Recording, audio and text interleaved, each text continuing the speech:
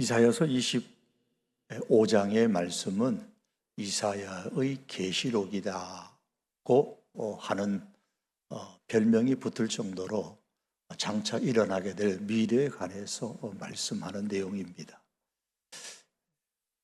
이사야서 앞부분에서 이미 하나님은 이사야를 통하여서 이사야의 이 유다 나라에 대한 심판에, 그 열방에 대한 심판에 대해서 말씀을 하셨고, 이제 다시 그 심판으로 멸망하게 될 그 나라, 유다 나라가 회복될 것이다 라는 말씀을 주고 계십니다. 동시에 예수 그리스도의 오심과 예수 그리스도의 재림으로 말미암아서 일어나게 될 일을 말씀하시는 것이 바로 이사야의 계시록의 내용입니다. 본문도 그 중에 한 부분입니다.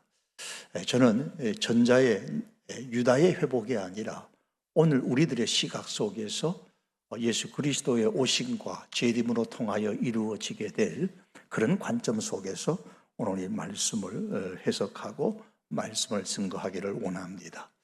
고도를 기다리며라는 희극 작품이 있습니다.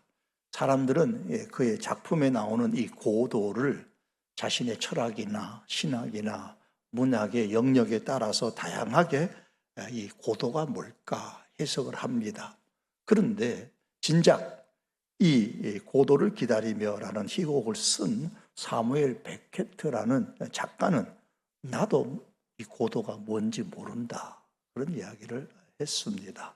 베케트는 사람들이 하루하루를 반복하여 기다리는 막연한 대상, 그것을 고도라 그렇게 이름을 붙였습니다.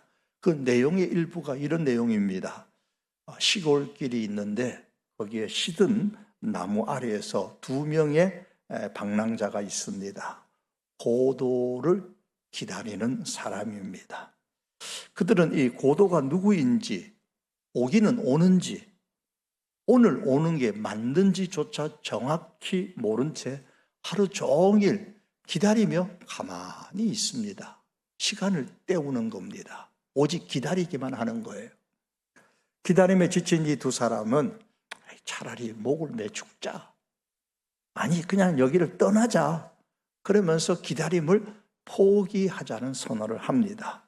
하지만 매번 오늘은 안 오지만 내일은 꼭 올 것이다 라는 심부름하는 한 아이가 있는데, 그 아이의 말 한마디에 다시 포기할 것을 포기하고 제자리에서 그냥 여전히 또 기다립니다. 작품의 마지막 대사에 보면 이들의 비극적이면서도 아주 우스꽝스러운 상황을 단 한 줄로 보여줍니다. 블라디미르라는 이 방랑자가 말합니다. 자, 이제 그만 갈까? 듣고 있던 옆에 에스트라 공이 말합니다. 그래, 가자. 갈까? 가자. 그런데 두 사람 다 꼼짝도 하지 않고 있는 겁니다. 기다리는 거예요. 아무것도 하지 않고.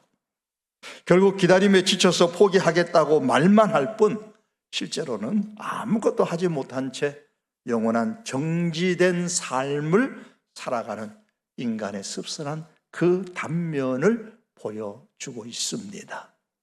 그런데 성경에서 말할 때에 이 기다린다는 것은 행동을 멈추는 것도 아니고 삶을 멈추는 것도 아닙니다. 성도의 기다림은 하나님의 때와 하나님의 주권을 절대적으로 신뢰하는 가장 능동적인 신앙의 행동이자 능력입니다. 신앙의 능력이 있는 사람은 자신의 시간표와 뜻을 내려놓고 하나님의 그 완벽한 때와 하나님의 방식을 전적으로 따르는 적극적인 삶을 사는 중에 하나님의 역사와 하나님의 응답을 기다립니다. 이것이 성경이 말하는 성도의 기다림이에요. 오늘 본문 9절 말씀은 우리가 그를 기다렸으니 그가 우리를 구원하시리로다. 우리가 그들을 기다렸으니 우리는 그의 구원을 기뻐하며 즐거워하리라고 고백합니다. 여기서 말하는 구원이라는 것은 단순히 우리가 죄에서 구원을 말하는 것이 아니라 죽음과 슬픔과 수치와 현실적인 억압과 이 모든 것을 다 포함한 해방을 의미하는 단어입니다. 이런 구원이 오직 하나님을 신뢰하고 인내로 기다리는 사람에게 있을 것이라고 했습니다. 따라서 오늘은 이 본문을 통해서 우리가 소유해야 될 이 기다림의 신앙에 대해서 몇 가지를 강론하기를 원합니다. 먼저 성도인 나를 위하여 일하시는 하나님을 믿고 기다려야 합니다. 우리가 기다림의 이 신앙의 능력을 가져야 되는 이유는 하나님은 나를 위해서, 여러분을 위해서, 우리를 위해서 지금도 일하시는 하나님이시기 때문이에요. 1절에 보면 이사야는 하나님을 높이고 하나님의 이름을 찬송한다고 했습니다. 그 이유를 1절에 다시 말씀하기를 하나님께서 기사를 행하시기 때문입니다. 운전하는 기사가 아니고 한자어로 풀이하면 기이하고 놀라운 일, 오직 하나님만이 행하실 수 있는 초자연적인 역사, 이것이 기사입니다. 그런데 하나님께서 이렇게 기사를 행하시는데 그 하나님의 일하시는 것은 즉흥적으로 하시는 게 아니에요. 오늘 1절의 말씀에 있죠? 정하신 뜻대로, 옛적에 정하신 뜻대로 성실함으로, 진실함으로 행하신다라고 하셨습니다. 세상이 창조되기 전부터 하나님의 그 완벽한 계획과 주권 속에 계획된 대로 초자연적인 일을 성실하게, 진실하게 행하십니다. 누구를 위해서? 바로 우리를 위해서입니다. 2절과 3절의 말씀에 보시면 인류 역사 속에서 사람들은 끊임없이 자기들의 성읍을 견고하게 쌓아 올립니다. 바벨탑부터 시작해서 역사 속에 아수르나 바벨론이나 페르시아, 그 후에 로마, 현대의 거대한 대도시들과 문명에 이르기까지 인간은 하나님 없이 스스로의 안전을 도모하고 영광을 누리기 위해서 견고한 성읍을 구축했습니다.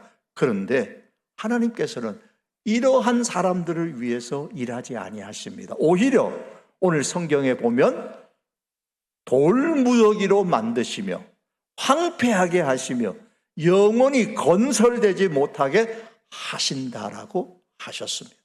바벨탑도 애굽도 아수르도 바벨론도 페르시아도 로마도 그 이후에 오늘 이 시대까지 영원히 존재하지 않습니다.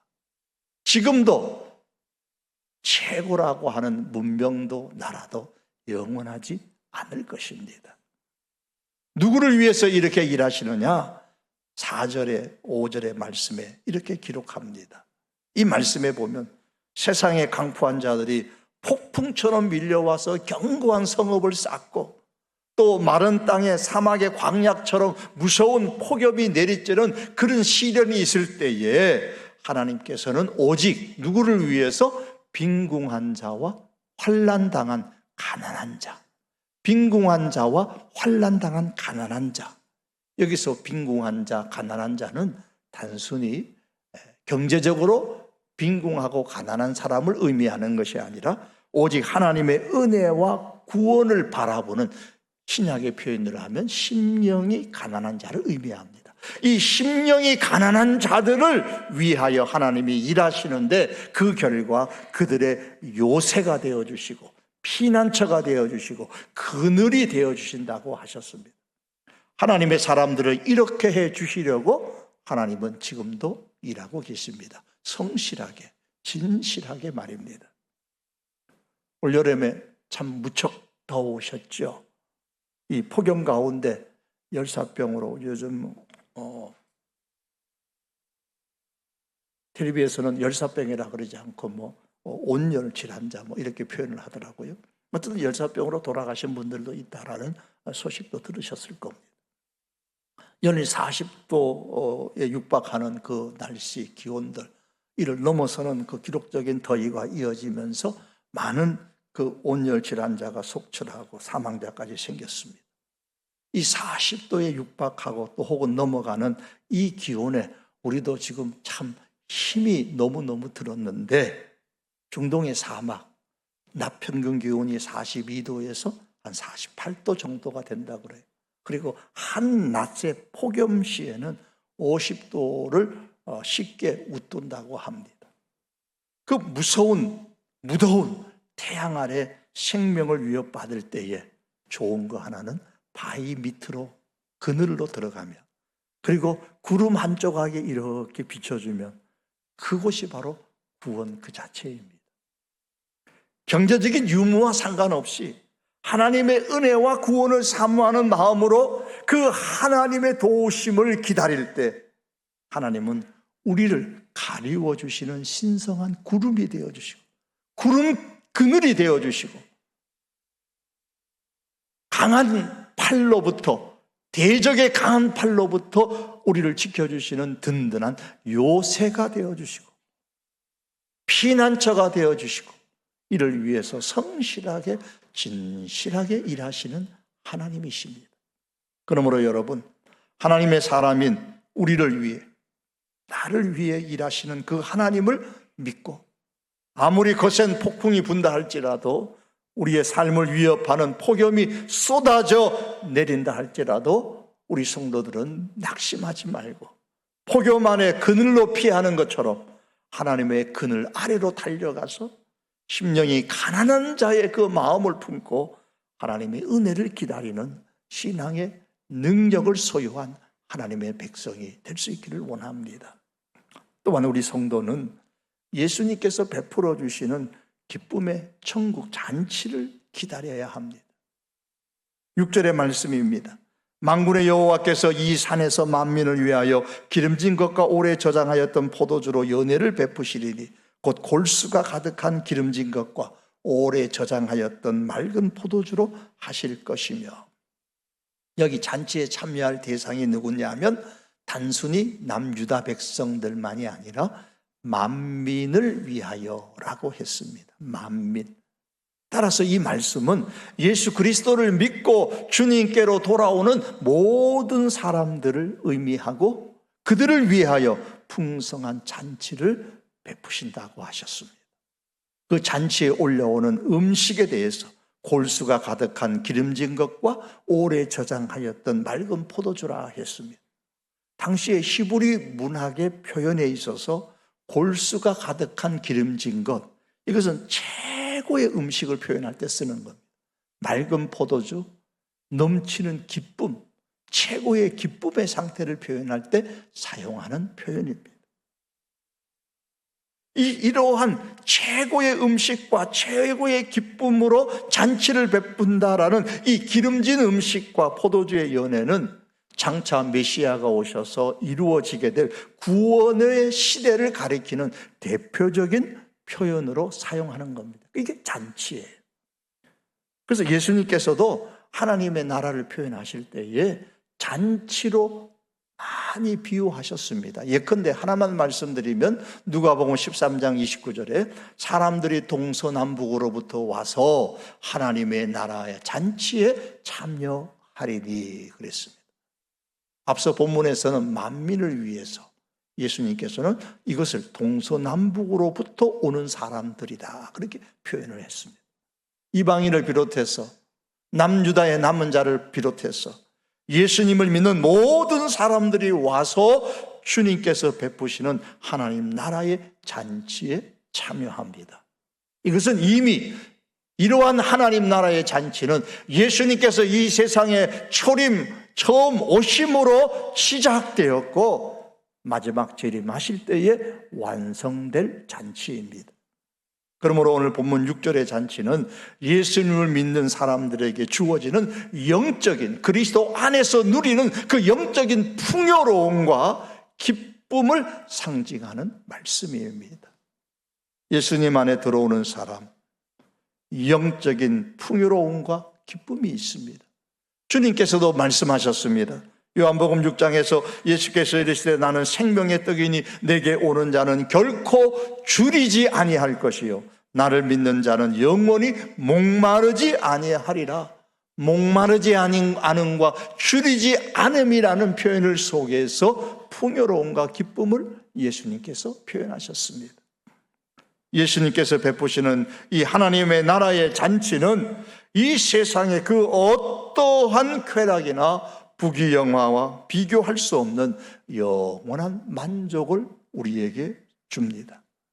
이 잔치에 참여하는 사람들에게는 또 다른 놀라운 복이 한 가지 있는데 그것을 7절은 이렇게 말합니다.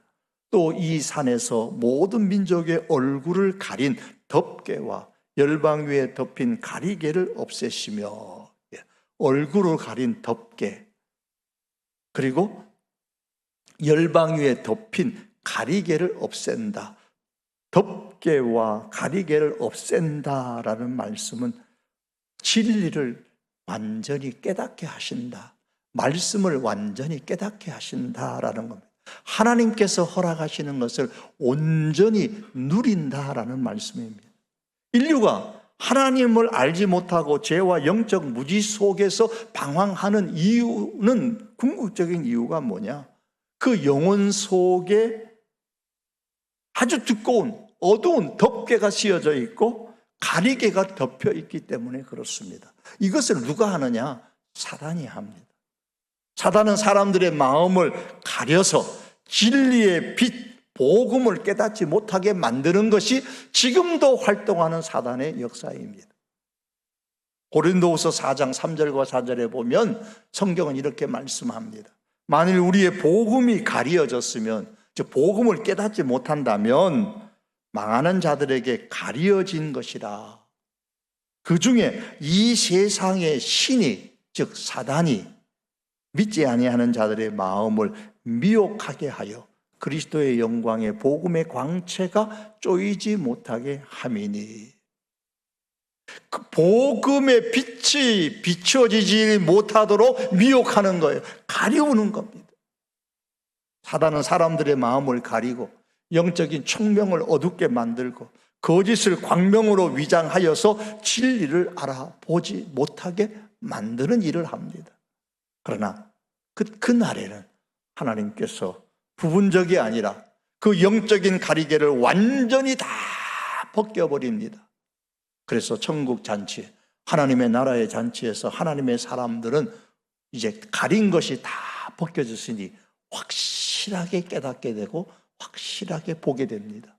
뭘 확실하게 깨닫고 무엇을 확실하게 보고 경험하고 누리게 될까요? 그게 8절의 말씀이에요.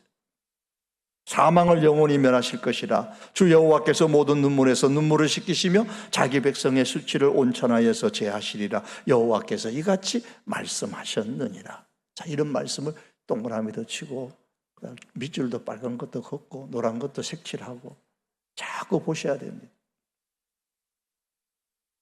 세 가지 절망, 이 땅에서 사람들이 겪는 세 가지 절망이 사라져서 없을 것이라 그랬어요. 어디에서? 하나님 나라의 잔치에서.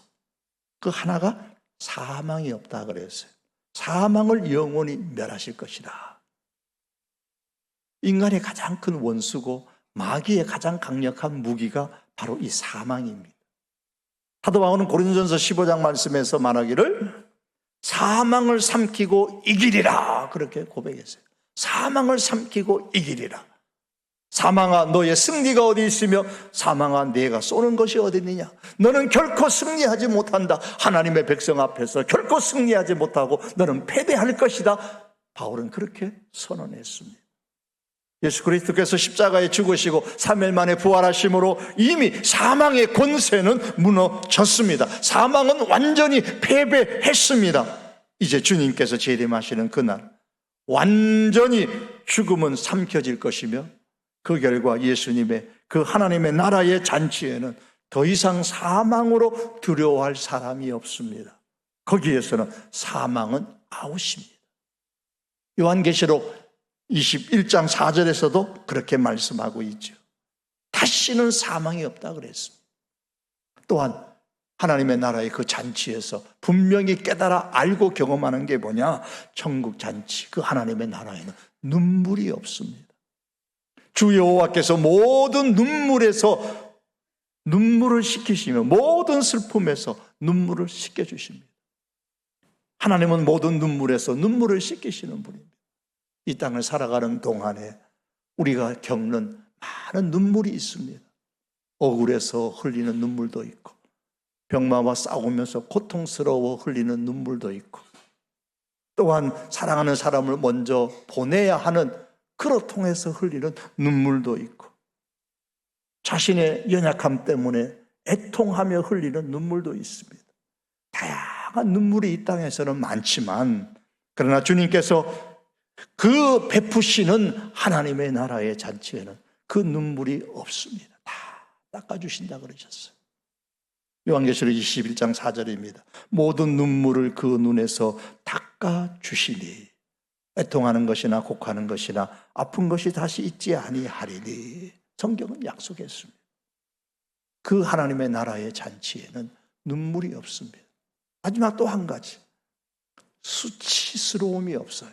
수치가 없습니다. 8절에 보십시오. 자기 백성의 수치를 온 천하에서 제하시리라.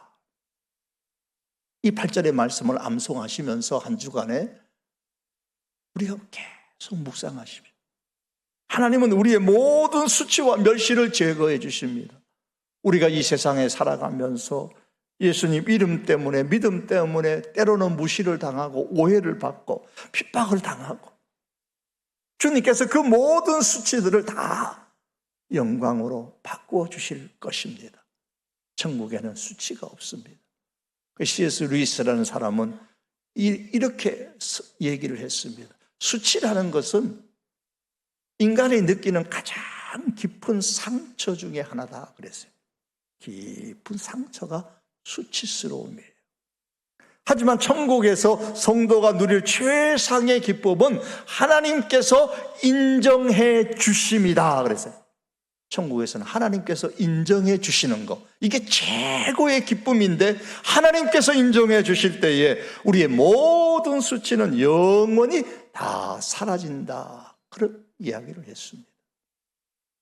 자기 백성의 수치를 온 천하에서 제하시리라 여호와께서 이같이 말씀하셨느니라. 그러므로 성도 여러분, 사망과 눈물과 수치가 없고 오직 영적인 풍요로 온갖 기쁨만 가득한 그 하나님의 나라의 잔치를 베풀어 주십니다. 이 잔치에 누가 들어갈 수가 있느냐? 오직 믿음으로 기다리는 사람입니다. 예수님을 믿고 기다리는 성도는 이 땅에서 부분적으로 하나님 나라의 잔치의 영적 풍요로움과 기쁨을 경험하고 마지막 날에는 완전하게 경험하며 누리게 될 것입니다. 마지막 세 번째로, 우리 성도들이 기다림의 그 믿음의 능력을 가져야 되는 중요한 이유는, 그 중에 하나는 신앙 공동체 안에서 함께 기다려야 되는 거예요. 함께. 우리 구원이라는 것은 지극히 개인적인 영적 사건이잖아요. 하나님과 나와의 개인적인 만남에서 우리의 신앙이 시작되는 겁니다. 내가 만난 하나님, 나의 아픔을 아시는 하나님, 나의 기도에 응답하시는 하나님, 그 하나님에 대한, 나의 하나님에 대한 경험이 우리의 신앙의 가장 기본적이고 뿌리가 되는 겁니다. 그런데 오늘 1절에 보면 이사야는 개인적인 관계에서 하나님을 높이죠. 나의 하나님, 이스라엘의 하나님, 우리 조상의 하나님이 아니라 나의 하나님, 그렇게 고백을 합니다. 이 고백은요, 마치 수영에 관한 막 수많은 책을 읽는 것과 직접 물에 들어가서 수영하는 것과의 차이와 같은 겁니다. 하나님은 아무리 온 우주의 만물을 통치하시는 위대한 하나님이라고 해도, 천지를 창조하시고 지금도 다스리시는 그런 하나님이라고 할지라도, 그 하나님이 나의 하나님이 되지 않으신다면 하나님의 능력과 구원은 나와 아무런 상관없는 남의 이야기일 뿐입니다. 그런데 1절에서 이렇게 나의 하나님, 그 하나님을 경험한 이사야가 이제는 9절에 가면 우리의 하나님, 그렇게 부릅니다. 이게 믿음의 성숙으로 나아가는 과정이에요. 나와 나의 하나님과의 관계가 깊어질수록 나라는 상자 안에 갇혀있던 우리의 신앙은 이제 그 신앙의 박스를 풀어버리고 밖으로 확장하여 나갑니다. 그래서 나의 하나님을 경험하면 주위가 보이기 시작해요. 나만 보이는 게 아니에요. 내 주위에 눈물 흘리는, 슬픔에 갇혀있는 형제와 자매가 보이는 것이고, 어려움 속에 있는 사람들이 보이는 것이고, 광야 같은 세상에서 나의 구원만을 바라보던 그 다친 마음이 이제는 타인의 고통을 끌어안고 함께 구원의 날을 기다리는 공동체적인 사랑으로 이렇게 성화되어 가는 겁니다. 여러분, 우리 성도는 사망과 눈물과 수치가 없고 풍요로움과 기쁨만이 있는 하나님의 나라의 잔치를 기다려야 합니다. 신앙의 능력을 가지고 말입니다. 그러나 혼자가 아니에요. 함께 기다려야 되고 함께 누려야 합니다. 9절의 말씀 같이 한번 주목하여 보시겠습니다. 제가 읽습니다. 그 날에 말하기를 이는 우리의 하나님이시라. 우리가 그를 기다렸으니 그가 우리를 구원하시리로다. 이는 여호와시라. 우리가 그를 기다렸으니 우리는 그의 구원을 기뻐하며 즐거워하리라 할 것이래요. 우리의 하나님을 내 혼자 기다리는 것이 아니고 우리가 함께 기다린다 그랬어요. 그리고 구원도 우리가 누려야 합니다. 구원을 기뻐하며 즐거워하는 것도 우리여야 합니다. 세상은 지체되는 것을 참 견디기 힘들어합니다. 당장의 어떤 결과나 당장의 어떤 눈에 보이는 성공을 그리고 구원을 원합니다. 하지만 오늘 10절에서 12절의 말씀 보면 세상을 가리키는 대명사로 쓰인 한 단어가 나오는데 모압이라는 나라의 이름의 단어를 사용하고 있습니다. 이것은 모압이라는 한 나라를 말하는 것이 아니라 세상에 하나님 없이 허우적거리는 모든 사람을 다 총칭하여 가리키는 단어입니다. 자, 이 모압이 어떻게 하느냐? 열심히 자기 힘으로 헤엄을 치고 손을 펴니다. 그런데 오늘 성경에 보니까 11절 끝에 그 손이 능숙하다 그랬어요. 아주 능숙하게 헤엄을 칩니다. 세상을 능숙하게 살아갑니다. 그런데 그럼에도 불구하고 하나님의 손이 그들의 교만함을 누르실 것이다 그랬습니다. 그러면 마침내 그들의 요새를 무너뜨리시고 진흙더미에 구르게 하실 것이다 라고 12절이 말씀했습니다. 다시 말해서 자기 힘으로 되지 않는다는 사실을 깨닫게 하십니다. 무엇이? 하나님의 나라. 그 나라는 자기 힘으로 들어갈 수 있는 나라가 아닙니다. 하나님의 약속을 붙들고 주님을 기다리는, 근데 혼자가 아니라 공동체 안에서 함께 기다리는 그 사람이, 우리가 그를 기다렸더니 그 사람에게 하나님께서 주시는 축복입니다. 그러므로 성도 여러분, 우리가 신앙 공동체 안에서 함께 기다리고 우리가 함께 구원을 누릴 수 있기를 원합니다. 우리가 신앙 공동체 안에서 우리가 함께 하나님의 나라의 잔치에 참여하고 우리가 함께 기뻐하며 즐거워할 수 있기를 원합니다. 이 구원과 기쁨과 즐거움을 우리가 함께 지금부터 우리 성도교회 공동체에서부터 시작하여서 경험하고 누릴 수 있기를 축복합니다. 말씀을 맺겠습니다. 사랑하는 성도 여러분, 우리 예수님은 2000년 전 이 땅에 오셔서 십자가에 못 박혀 죽으시고 부활하시고 우리의 모든 죄를 사하시고 사망의 권세를 깨뜨렸습니다. 그 예수님께서 이렇게 약속하셨습니다. 내가 너희를 위하여 거처를 예비하러 가노니 가서 너희를 위하여 거처를 예비하면 내가 다시 와서 너희를 내게로 영접하여 나 있는 곳에 너희도 있게 하리라. 주님의 약속입니다. 그러므로 성도인 우리는 막연히 올지도 안 올지도 모르는 그런 고도를 기다리는 사람이 아닙니다.